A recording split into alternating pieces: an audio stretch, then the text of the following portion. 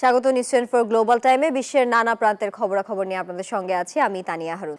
এবারে বিস্তারিত। ফিলিস্তিনের গাজার পর এবার যুদ্ধবিরতি চুক্তি লঙ্ঘন করে লেবাননেও হামলা শুরু করেছে দখলদার ইসরায়েল। দেশটির বিভিন্ন এলাকায় হামলা ও গোলাবর্ষণে শিশুসহ অন্তত ৮ জনের প্রাণহানি হয়েছে। গাজাতেও চলছে ইসরায়েলি নৃশংসতা। অবিলম্বে দখলদারদের আগ্রাসন বন্ধের দাবিতে দেশে দেশে চলছে বিক্ষোভ। এদিকে ইয়েমেনে বিমান হামলা অব্যাহত রেখেছে মার্কিন সেনাবাহিনী। যুদ্ধবিরতি লঙ্ঘনের হিড়িক শুরু করেছে দখলদার ইসরায়েল।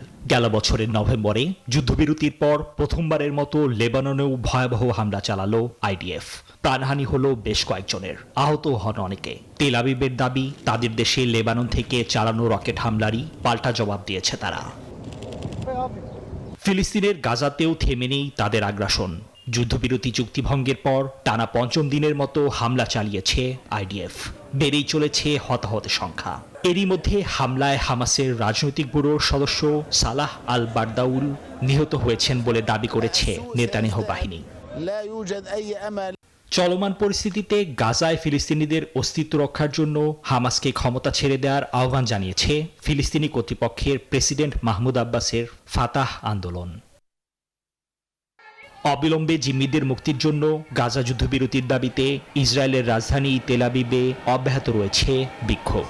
ফিলিস্তিনিদের পক্ষে স্পেন, ফ্রান্স সহ বিভিন্ন দেশেও চলছে আন্দোলন। এদিকে হুথি বিদ্রোহীদের লক্ষ্য করে ইয়েমেনে হামলা অব্যাহত রেখেছে মার্কিন সেনাবাহিনী। এক সপ্তাহ আগে শুরু হওয়া হামলায় এরই মধ্যে প্রাণ হারিয়েছে ৩০-এর অধিক মানুষ। নিবির আমিন, নিউজ 24। যুদ্ধবিরতির আলোচনার মধ্যে ইউক্রেনে আবারও হামলা চালিয়েছে রাশিয়া। কিয়েভে ড্রোন হামলায় প্রাণহানি হয়েছে 2 জনের। শনিবার জাপোরিজিয়াতেও হতাহত হয়েছেন 17 জন। এরই মধ্যে ইউক্রেনকে সহায়তার জন্য আন্তর্জাতিক বাহিনী গঠন করার ব্রিটিশ পরিকল্পনাকে উড়িয়ে দিয়েছে ট্রাম্প প্রশাসন। যুদ্ধবিরতির আলোচনার মধ্যেও ইউক্রেনে হামলা থেকে বিরত নেই রাশিয়া। রোববার ভোরে ইউক্রেনের রাষ্ট্রীয় জরুরি পরিষেবা জানায়, কিয়েভে রুশ ড্রোন হামলায় প্রাণহানি ও অ্যাপার্টমেন্ট ভবনগুলোতে অগ্নিকাণ্ডের ঘটনা ঘটেছে। জরুরি ভিত্তিতে লোকজনকে সরিয়ে নিতে বাধ্য হয়েছে প্রশাসন। এর আগে শনিবার ইউক্রেনের জাপোরিজিয়া শহরেও হামলা চালায় রুশ বাহিনী। দেশটির উত্তর ও পূর্বাঞ্চলেও চলেছে হামলা। হতাহত হয়েছেন বহু মানুষ। চলমান অস্থিরতার মধ্যেই শনিবার ইউক্রেনের দোনেৎস্ক অঞ্চল পরিদর্শন করলেন দেশটির প্রেসিডেন্ট ভলোদিমির জেলেনস্কি।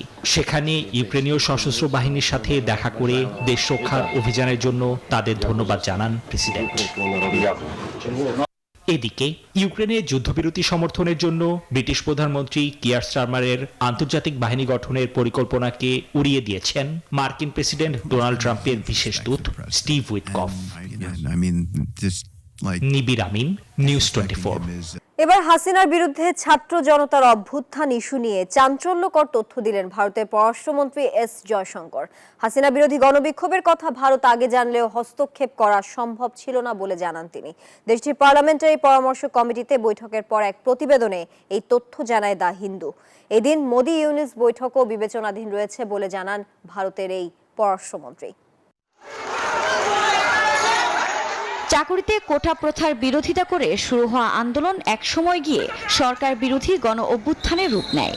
এর প্রেক্ষিতে 5 আগস্ট দেশ ছেড়ে ভারতে পালিয়ে যান তৎকালীন প্রধানমন্ত্রী শেখ হাসিনা। বর্তমানে তিনি অতিথি হিসেবে মোদী সরকারের তত্ত্বাবধানেই রয়েছেন।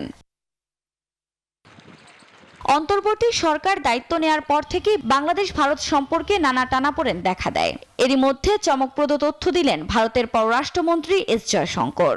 সংসদীয় কমিটির এক বৈঠকে এমপিদের প্রশ্নের মুখে তিনি জানালেন, শেখ হাসিনার বিরুদ্ধে তৈরি হওয়া জনরোষ সম্পর্কে আগে থেকেই জানতেন মোদী সরকার, কিন্তু তাদের কিছুই করার ছিল না। তিনি এও দাবি করেন, শেখ হাসিনার ওপর ভারতের যথেষ্ট প্রভাব না থাকায় শুধু পরামর্শই দিত নয়াদিল্লি। এদিকে অপর এক প্রশ্নের জবাবে জয়শঙ্কর বলেন, থাইল্যান্ডের বিমস্টেক বৈঠকের ফাঁকে ডক্টর ইউনুসের সঙ্গে নরেন্দ্র মোদীর বৈঠক সক্রিয়ভাবে বিবেচনায় রাখা হয়েছে। তিনি জানান, এদিন সংসদীয় বৈঠকে আলোচনার প্রধান বিষয় ছিল বাংলাদেশ, মিয়ানমার, মালদ্বীপ, শ্রীলঙ্কা ও পাকিস্তানের পরিস্থিতি, যেখানে বাংলাদেশে বহিরাগত শক্তির ভূমিকা রয়েছে বলে দাবি করেন জয়শঙ্কর। এছাড়া চীনকে প্রতিপক্ষ নয়, প্রতিযোগী হিসেবে দেখেন বলেও জানান তিনি। Desk report, news 24। প্রধান প্রতিদ্বন্দ্বী একরেম ইমামোগ্লুকে ঠেকাতে মরিয়া তুরস্কের প্রেসিডেন্ট রিসেপ তাইয়েপ এরদোয়ান। দুর্নীতির অভিযোগে আটকের পর ইমামোগ্লুকে রোববার গ্রেফতার দেখিয়েছে আদালত। অভিযোগও গঠন করা হয়েছে। অনেকে বলছেন তাকে নির্বাচনে অযোগ্য ঘোষণা করতেই এসব করা হচ্ছে।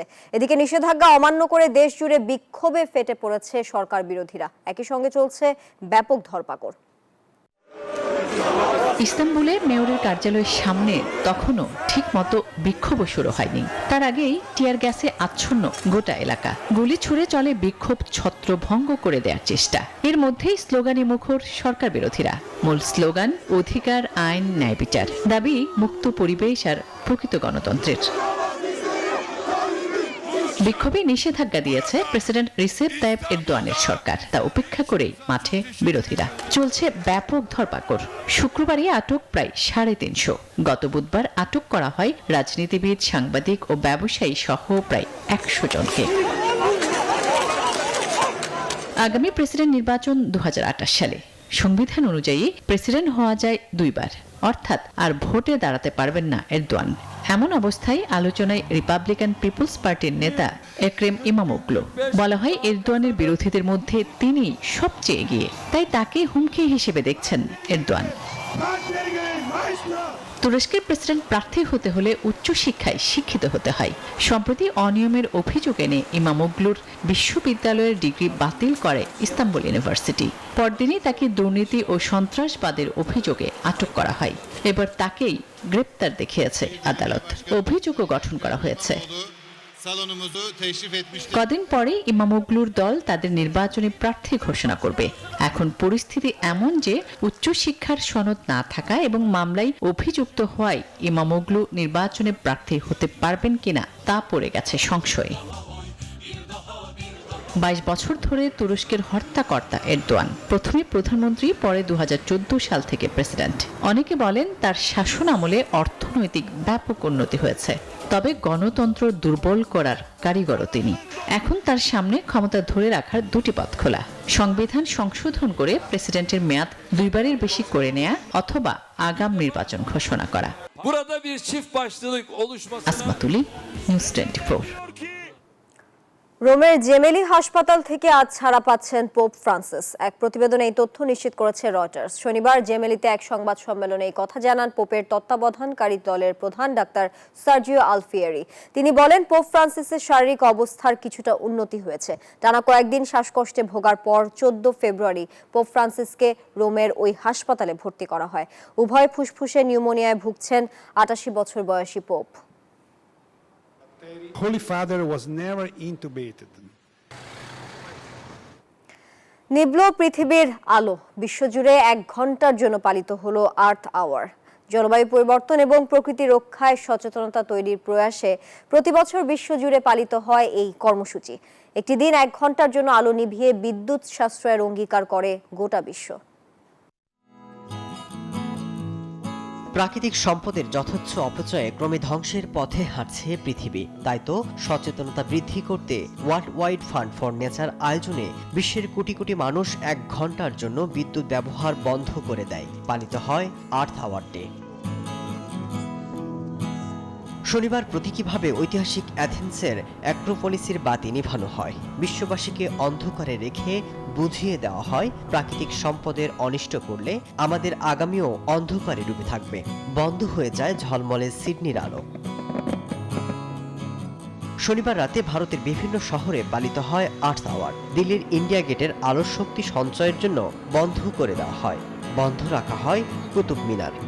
Realize that in each and every aspect of our life, and that is what the message that we have been giving for this year for Earth Hour. পরিবেশবিদরা গোটা বিশ্বের মানুষকে যখন 1 ঘন্টা পৃথিবীকে ভালোবাসার আর্জি জানিয়ে কৃত্রিম আলো বন্ধ রাখার আহ্বান জানাচ্ছেন, তখন প্রকৃতি বিশ্ববাসীকে নিরাশ করছেন না, দিয়ে যাচ্ছে অফুরন্ত প্রাকৃতিক আলো। মাসুদ রানা, নিউজ 24। ভারতের রেকর্ড সর্বোচ্চ দামের কারণে স্বর্ণের চাহিদা কমছে। ফলে গত 8 মাসের সর্বোচ্চ ছাড়ে স্বর্ণ বেচাকেনা করছেন দেশটির ব্যবসায়ীরা। রয়টার্স জানায় সরকারিভাবে নির্ধারিত স্থানীয় মূল্যের তুলনায় প্রতি আউন্স স্বর্ণে $41 পর্যন্ত ছাড় দিচ্ছেন ভারতীয় ডিলাররা, যা গত সপ্তাহে $39 ছিল। চলতি বছরের এখন পর্যন্ত দেশটিতে স্বর্ণের দাম বেড়েছে 10% বেশি। চলতি সপ্তাহে ভারতে প্রতি 10 গ্রাম স্বর্ণের দাম রেকর্ড 89,796 রুপিতে পৌঁছেছে। রেকর্ড দামের কারণে ফেব্রুয়ারিতে বার্ষিক ভিত্তিতে 85% কমে 20 বছরের মধ্যে সর্বনিম্নে নেমেছে ভারতের স্বর্ণ আমদানি। গ্লোবাল টাইম এখন এ পর্যন্ত। এতক্ষণ সঙ্গে থাকার জন্য সবাইকে ধন্যবাদ।